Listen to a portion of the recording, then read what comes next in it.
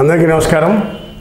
ఆంధ్రప్రదేశ్ రాజధాని అమరావతిపై విషం చిమ్ముతున్న కొంతమంది మేధావి వర్గం, మరీ ముఖ్యంగా ఆంధ్రప్రదేశ్ రాజధాని అమరావతి మీద 60,000 కోట్లు పెట్టుబడి పెట్టి అమరావతిని అభివృద్ధి చేస్తున్నారు. అటు రాయలసీమ ఏమైపోయింది, ఇటు ఉత్తరాంధ్ర ఏమైపోతుందని గొల్లుమని ఏడుస్తున్నారు కొంతమంది వ్యక్తులు.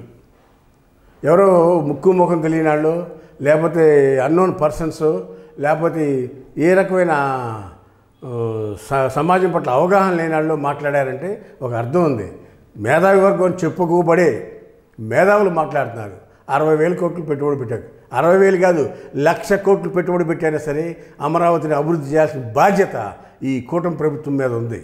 ఎందుకంటే కూటమి ప్రభుత్వం అడగిందే తడువుగా 33,000 ఎకరాలు భూమిని రైతులు ఉదారంగా ఇచ్చారు. ఎవరికి? ప్రభుత్వానికి. వాళ్ళు డెవలప్ చేసి ఇస్తాము అంటే ఎకరానికి 1,200 గజాలు, 200 గజాలు కమర్షియల్, 1000 గజాలు నాన్ కమర్షియల్, ఇలా డెవలప్మెంట్ బేస్ మీద ఇచ్చిన రైతులు ప్రపంచంలో ఎక్కడైనా ఉన్నారా? అమరావతిని పక్కన పెడితే ఓడిపోతావు జగన్మోహన్ రెడ్డి అని నేను 19వ సంవత్సరంలోనే చెప్పాను, 2019లోనే. ఆ రోజు కొంతమంది ఎమ్మెల్యేల దగ్గర ముచ్చట జరుగుతూ ఉంటే వాళ్ళకి చెప్పాను, అమరావతిని పక్కన పెట్టినా, పోలవరాన్ని పక్కన పెట్టినా జగన్మోహన్ రెడ్డి ఓటమి తప్పదని ఆ రోజు చెప్పాను నేను, ఇవాళ కాదు. అలాంటి పరిస్థితిలో అమరావతిని అభివృద్ధి చేసుకోవాల్సిన అవసరం తెలుగువారి అందరికీ ఉంది. భారతదేశంలోనే రాజధాని లేని రాష్ట్రంగా ఉంది ఆంధ్రప్రదేశ్. ఈ ఆంధ్రప్రదేశ్కి రాజధాని కోసం 1,00,000 కోట్లైనా సరే ఖర్చు పెట్టాల్సిన అవసరం ఉంది. ఎందుకంటే పక్కన చూస్తే బెంగళూరు కానీ, హైదరాబాద్ కానీ, మద్రాసు కానీ అన్నిటికీ రాజధానులు ఉన్నాయి. మరీ ముఖ్యంగా మనం ఆ రోజు మద్రాసులో ఉన్నాం, మొన్నటిదాకా తెలంగాణలో ఉండొచ్చాం. ఇవాళ రాజధాని లేకుండా ఆంధ్రులు ఆరంభ సూర్యులు అనే దానికి ఇది ఉదాహరణగా చెప్పాలి. ఎందుకంటే రాజధాని అనేది లేకుండా మనందరం కూడా తెలుగు ప్రజల్లో, మరీ ముఖ్యంగా ఆంధ్రప్రదేశ్ ప్రజలు రాజధాని లేకపోవటం వలన చాలా చులకన భావం ఉంది దేశంలోనే.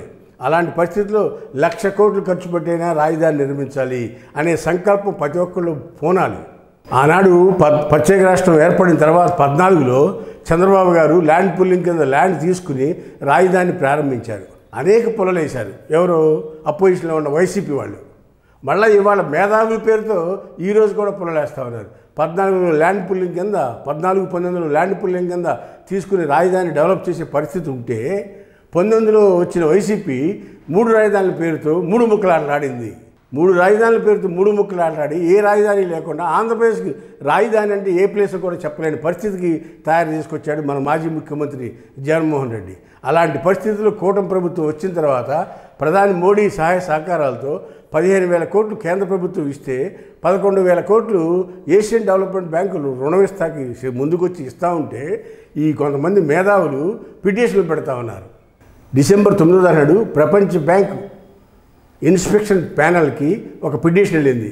ఏమని?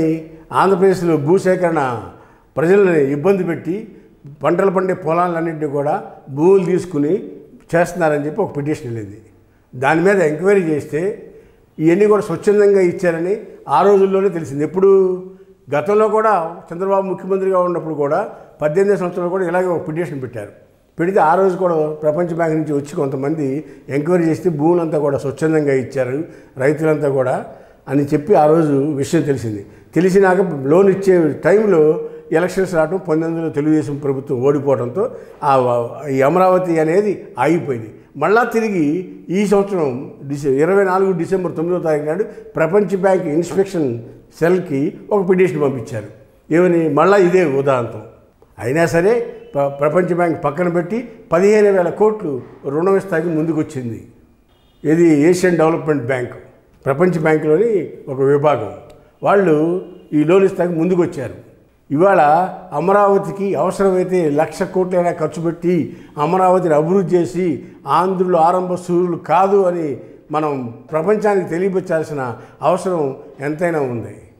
అంతేకాకుండా మేధావులు అనబడి కొంతమంది వ్యక్తులు వైసీపీ తొత్తులుగా మారి ఇవాళ అమరావతి మీద విషం చిమ్ముతున్నారంటే ప్రజలందరూ కూడా తగిన గుణపాఠం చెప్పాలి. లేకపోతే వీళ్ళందరూ కూడా విషనాగుల్లాగా తయారయ్యి ఆంధ్రప్రదేశ్ అభివృద్ధికి చీడపురుగులాగా తయారవుతారని ఈ సందర్భంగా తెలియపరుస్తున్నాను. హాయ్ ఫ్రెండ్స్, మా ఫ్యూచర్ టుడే ఛానల్ చూస్తున్నందుకు చాలా థ్యాంక్స్. మరిన్ని లేటెస్ట్ వీడియోస్ కోసం వెంటనే సబ్స్క్రైబ్ చేయండి. అలాగే ఈ బెల్ ని కూడా రింగ్ చేసేయండి. మా లేటెస్ట్ వీడియోస్ నోటిఫికేషన్స్ అన్నీ మీ మొబైల్లో వస్తాయి. మా వీడియోస్ మీకు నచ్చితే లైక్ చేయండి, షేర్ చేయండి, నచ్చకపోతే కామెంట్ చేయండి.